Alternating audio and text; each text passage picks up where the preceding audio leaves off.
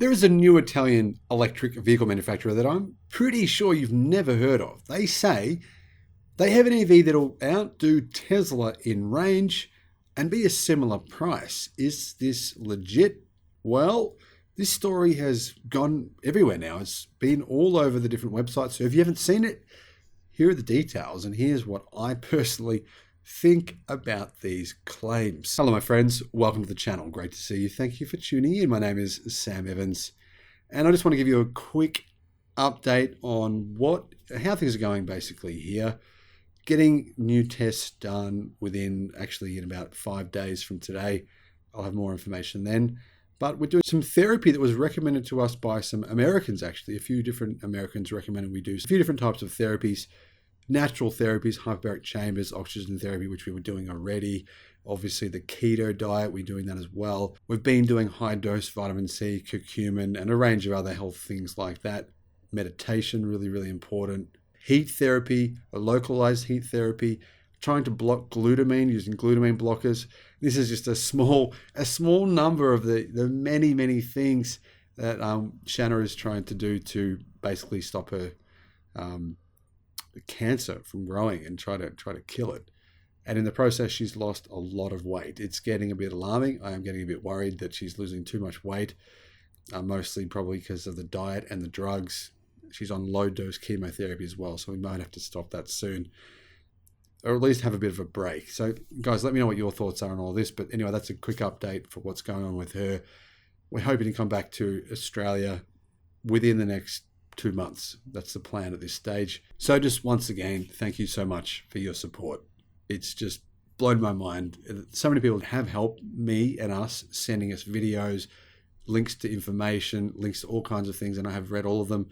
So thank you so much, and for both your financial, moral, everything support that you guys have done for us. It's been unbelievable. Now, if you're new to the channel and you're not sure what I'm talking about, I'll put a link in the description to our GoFundMe page. I'm not asking you to donate, I'm just letting you know what's been happening here. So stage 4 colorectal cancer is what she was diagnosed with in late December last year. There's a new Italian EV that will have a Tesla-beating range of 500 miles. Anytime a company says that, you have to really take their claims with a little bit of a grain of salt. If it's true, I mean, we've got cars coming from, say, Fisker. They said stuff like that. We don't know yet because we haven't seen some of these products. Will they arrive? They definitely could. It's very possible. I mean, the truth is you already can buy EVs in China. They do have a real world range of 500 miles, but not outside of China, and not affordable cars. They will happen. The question is, will this be the company to make it happen? Premium Italian EV startup, Aira, revealed its electric SUV with a dramatic butterfly door system last year.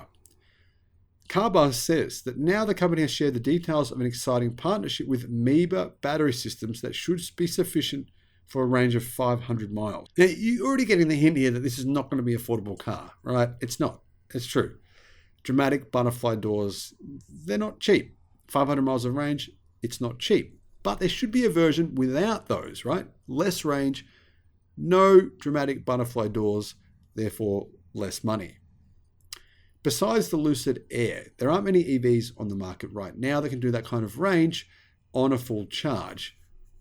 So this will give Astra another reason for people to sit up and take note. Now, I'm not sure if CarBuzz, if they realize what's going on right now in China, because there's actually quite a few EVs in China that have that kind of range, 500 miles. In fact, there's about 6 different models.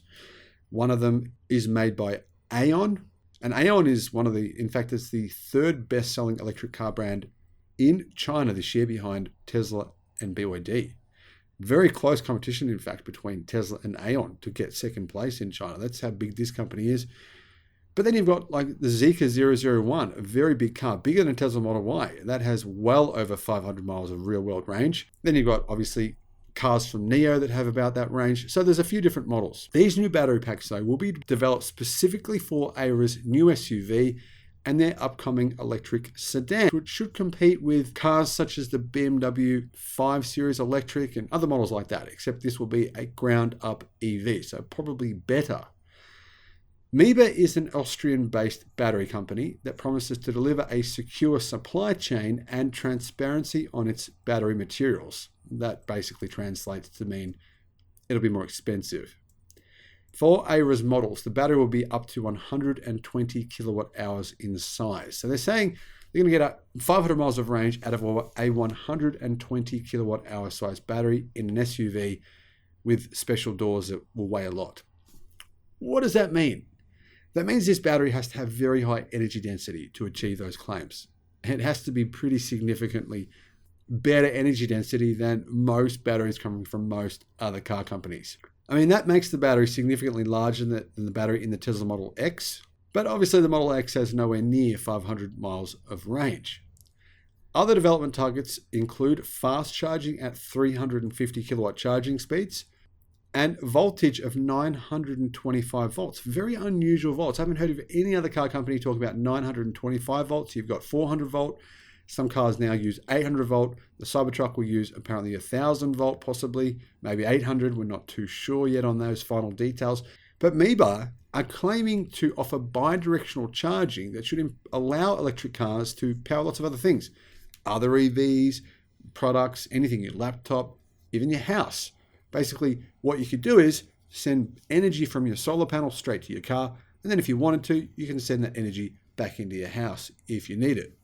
Or back into the grid, sell it into the grid. Most home batteries, the company says, are rated at 10 to 15 kilowatt hours, which is correct for Tesla and BYD's batteries as well. That's fine in the summer months, but it can prove problematic during heavy winter snowfalls when the photovoltaic panels become covered in snow and are temporarily unable to generate energy, said Franco Senati, Aira Chief Engineering Officer. But if you have a car sitting in your garage with a 100 to 120 kilowatt hour battery, that energy can be utilized to power a home for 10 times longer than a conventional house battery. Now, would it really last 10 times longer?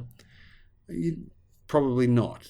I mean, it doesn't quite work that way, but yeah, it would last a lot longer. It's absolutely true. And we're seeing this work in the real world with the Ford F-150 Lightning. They've been used for all kinds of different situations where power has been needed. Really, really useful. Now, as for the shape of this SUV, I'm not really a big fan. It looks quite odd and impractical to me. But hey, what do you think of it? Let me know in the comments.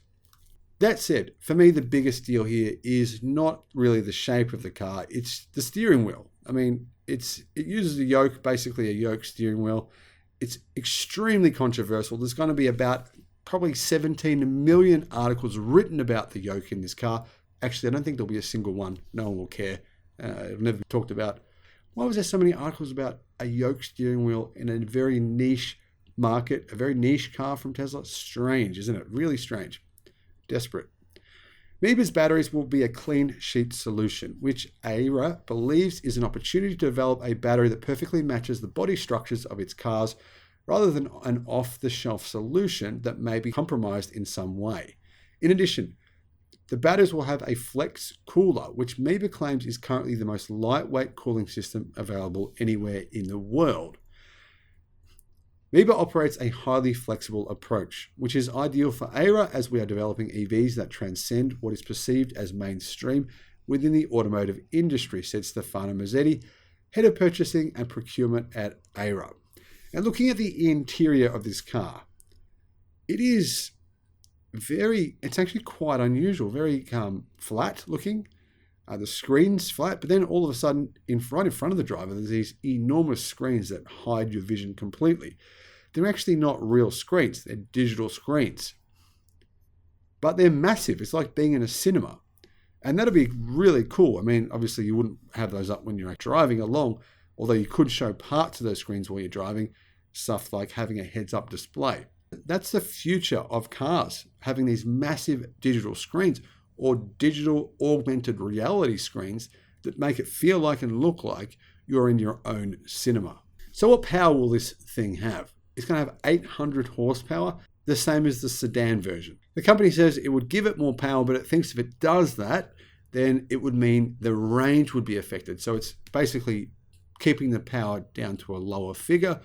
in order to get as much range as they possibly can. In my opinion, this car still looks like a concept, but Aero say, no, it's not. This is the official product. This is what you'll be able to buy. And they even say the cabin is so spacious, it can house a very niche market of individuals. Now, this is very smart. I think this car is probably going to be a flop, to be honest. It's a very niche product, but this could save it. Think about this, right? Here in Thailand and even in Australia, when you get into a taxi, often your head hits the roof, even if you're not that tall, right? Front seat space, not that great either. Head hits the roof. If you're 7 foot, yeah, you've got no hope. You've got to get a specialty type car. Very difficult. Well, they say they're going after that tall person's market. They say NBA players will love this car. It'll be so spacious for them and have so much headroom that it'll be the perfect car for them. So the NBA players are the people that they'll be marketing this car to. When's it coming out? Aero say they're delivering their first cars in 2025, and I hope they do. This is a pretty exciting, pretty cool product. I mean, like I said, it's very hard to have a niche startup company. Lucid, great products, but whether they'll still be around in 5 years, most people think that's probably unlikely, right? Very difficult to start a new car company, especially when you're competing against some really good players in China, some really good players already, established automakers now starting to make some really compelling EVs. What do you guys think of this? Are you a fan of it? Let me know in the comments. Thank you for watching.